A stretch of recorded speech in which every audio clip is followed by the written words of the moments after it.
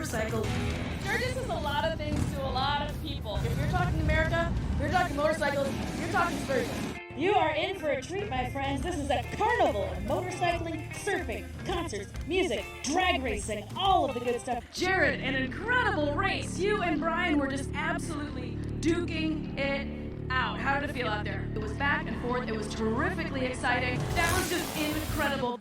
This is Jacqui Van Ham, your girl in the know for all things motorcycle. Sturgis is a lot of things to a lot of people. If you're talking America, if you're talking motorcycles, you're talking Sturgis. You are in for a treat, my friends. This is a carnival of motorcycling, surfing, concerts, music, drag racing, all of the good stuff. Jared, an incredible race. You and Brian were just absolutely duking it out. How did it feel out there? It was back and forth. It was terrifically exciting. That was just incredible. This is Jacqui Van Ham, your girl in the know for all things motorcycle.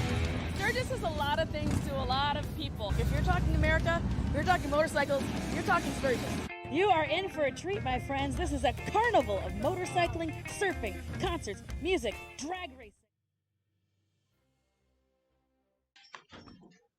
Hey everybody, how's it going out there? This is Jacqui Van Ham, your girl in the know for all things motorcycle, with your Wednesday afternoon, middle of the week motorcycling event and news show. Welcome back, everybody. Welcome back to the big show. I am at home, as you can see, on my comfy couch with all of my helmets and my little dogs and my things and my stuff. And I just wanted to go ahead, open up the camera, and do a little show today, talking to you about some of the events that are starting to creep back onto the calendar, starting to happen again, as well as some news that's been going on in motorcycle land for the past week. And I was gone in Daytona for the first 2 weeks of the month, so it just felt like I was in a time warp of of not knowing what's happening out here on the internet, not looking at it, not knowing what's going on.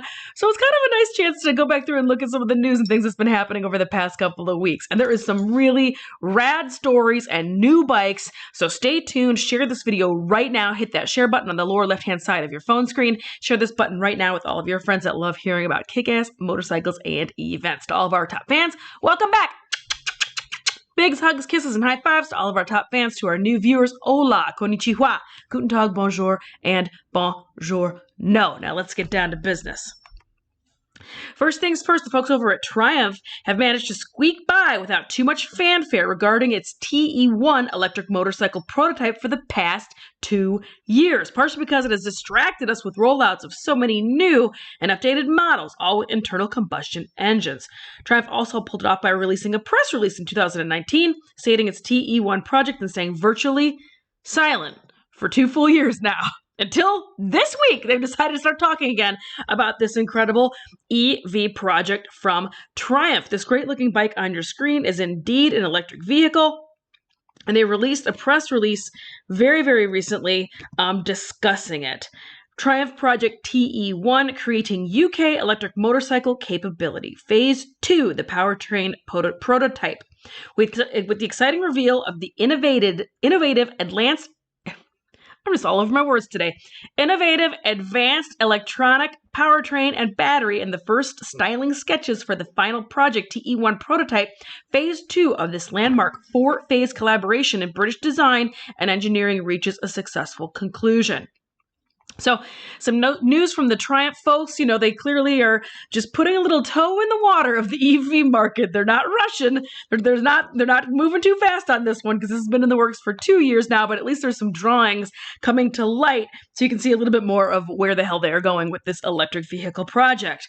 Speaking of things and wondering where the hell they are going, the folks over at Harley-Davidson have finally had the moment to debut the Pan America. It was burning down the interwebs for a while last month. It was seen for the first time in the wilds down at Daytona Bike Week at the track. They had one on display. You could indeed throw a leg over it. You could not ride it.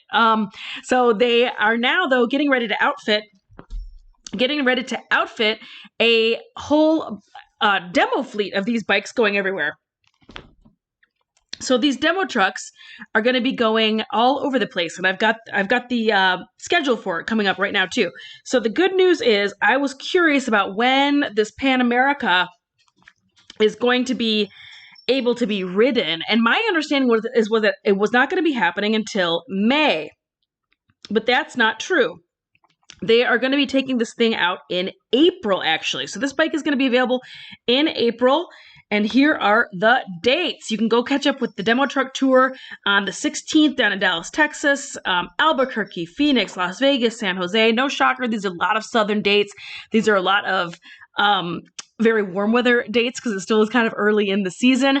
And then the bike, the actual finished product to purchase this thing, I believe isn't until May. But you have a couple weeks in advance to go throw a leg over it down in Dallas if you want to go check this bike out.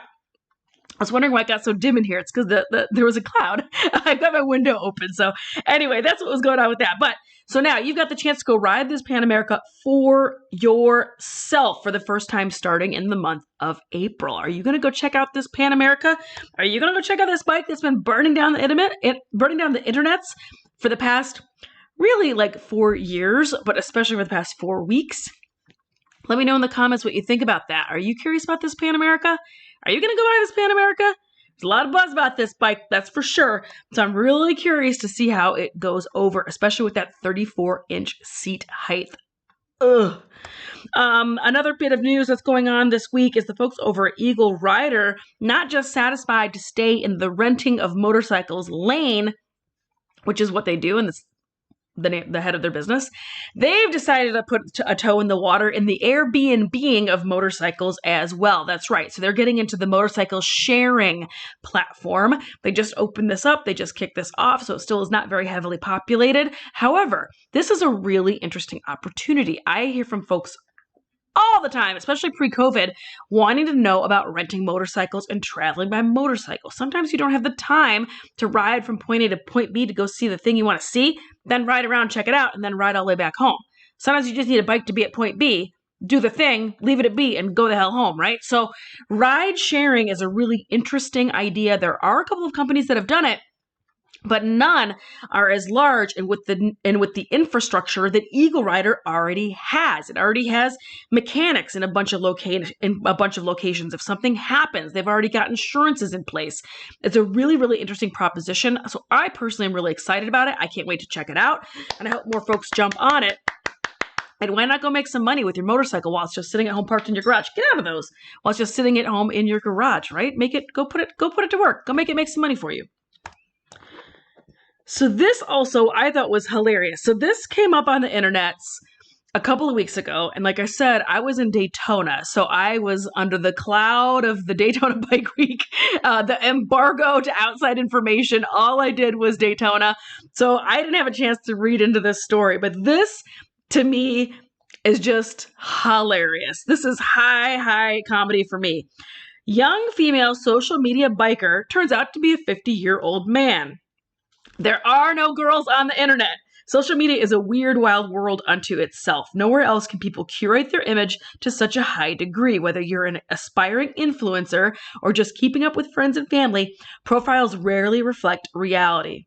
Followers of and I'm going to butcher the name, so I'm not going to say it. A follower of this Twitter account found out as much when the young woman presented as the face of the page turned out to be a middle-aged man using face-altering technology on Face App and retouching tools in Photoshop. The 50-year-old Japanese man portrayed himself as a kawaii biker chick. Believing that no one would ever want to follow an uncle, he continued the ruse to the tune of 17,000 followers. Over time, he even came to enjoy the beautifying process and increased attention.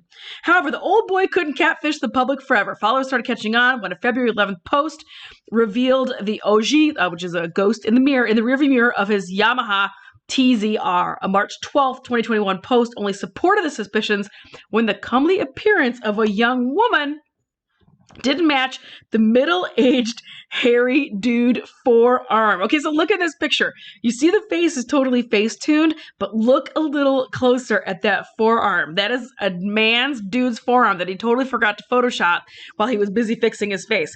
So I thought that this was just super hilarious.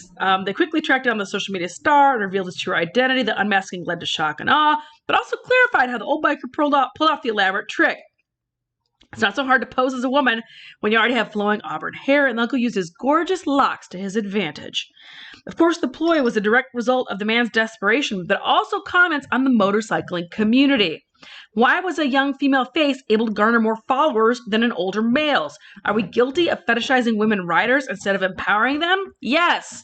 Our man used the situation to his advantage, but what does it say about our curation and consumption of images on social media? Now, this cracks me up because I personally run into this with frequency. It is, often all about here on the socials, the numbers, the clicks, the views, the likes. Thank you very much. But especially over on the Instagrams, which is just images. It's just faces. It's just beautiful people. It's just tits and ass. I mean, let's quit playing games. I have conversations with marketing directors all the time who ask, why my numbers look like they look, or why certain numbers look like they look. And it's not always a woman. Sometimes they're men too. And they're like, but this guy is so rad. Why does he have more followers? Or Jacqui, you're so rad. Why do you have more followers? Well, I don't post TNA all over my social media. That's not who I am. That's not what I'm about. But that's what Instagram is definitely about. So when I get offers of people wanting to help me get more numbers or followers on my Instagram, and I go click over to theirs and it's just relentless TNA, I'm like, well, there's no trick to how to get more followers on Instagram. Like that's not a thing. There's no magic. There's no mystery here. It's just TNA out on the internet, folks. And this guy is proof that people will fall for TNA on the internet at all times. So I thought that was a really very funny story that was over on Ride Apart just a couple of weeks ago.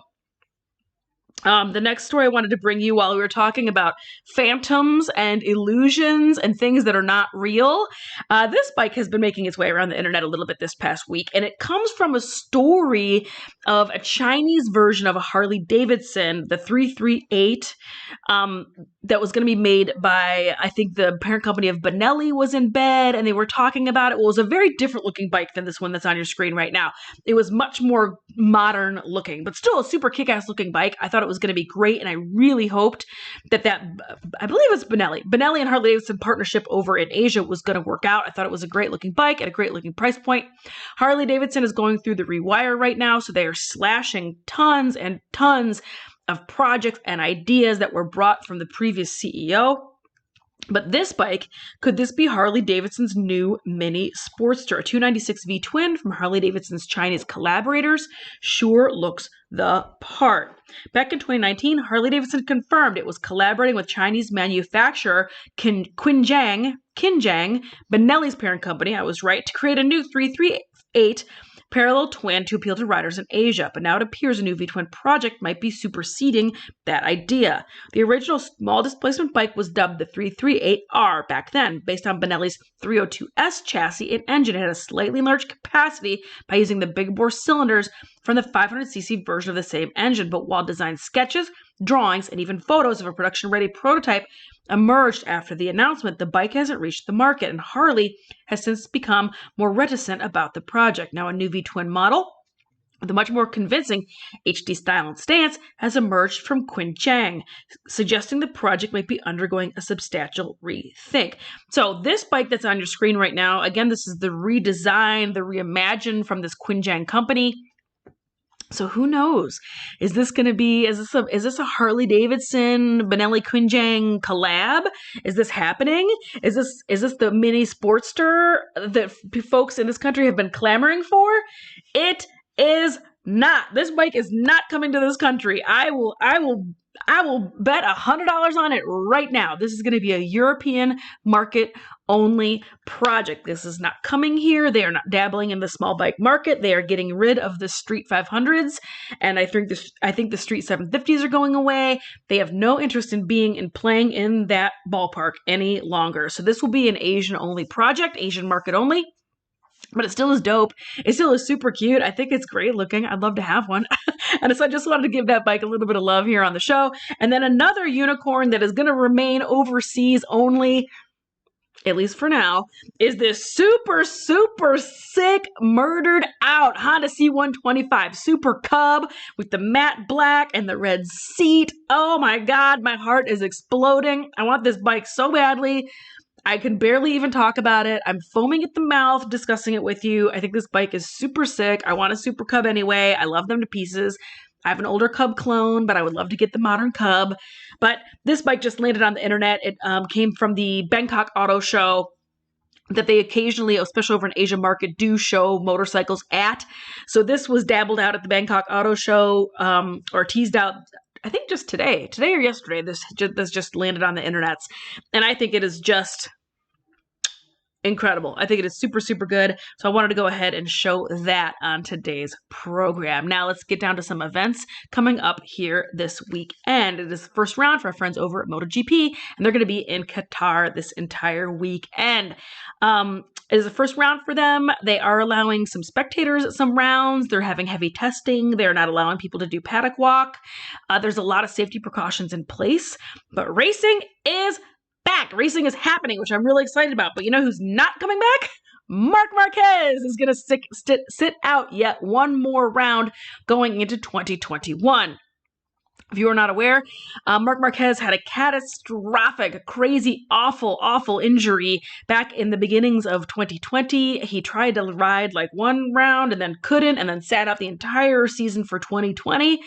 And there was high hopes for him jumping back on the grid, and he is not ready to be back in action. So this leaves a lot of question marks because he's had almost an entire year of rehab for this injury, and he still isn't ready to race. So there's some very real concerns about the rest of his career, period, and certainly the rest of his career for 2021. So we'll all have to wait and see what happens. But this weekend is opening round. You can stream it over on MotoGP.com. A cool event. I'm always super jealous of this. I always see photos of my friends going to this event and snagging super hot deals and rad project bikes and kick-ass parts and stuff. And this is the SoCal Swap Meet. This is going on this weekend in Long Beach. It's the Long Beach Veterans Stadium. This is going on March 28th. If you are in Southern California, make sure you put that on your calendar. Speaking of southwest-ish in the United States, things that are going on this weekend, there's another round of motorcycle racing for the friends over at Works Racing Program, March 26th, 27th, 28th at the Crazy Horse Campgrounds over in Arizona. This is a motorcycle round going on, round number 3 for the folks at Works Racing. This is a bit of an early warning. This is not this weekend, but next, the Easter Bash put on by my buddies over at RPM Promotions. For my Midwest friends, you should be putting this on your calendar. This looks super, super awesome. This is in northern Indiana at the Shipshewana. This is an indoor at the MEC. This indoor track, I think they use it mostly for horse stuff, maybe. Anyway, I've seen photos of it. It is super dope. It is great seating. It is a great looking track, great looking dirt.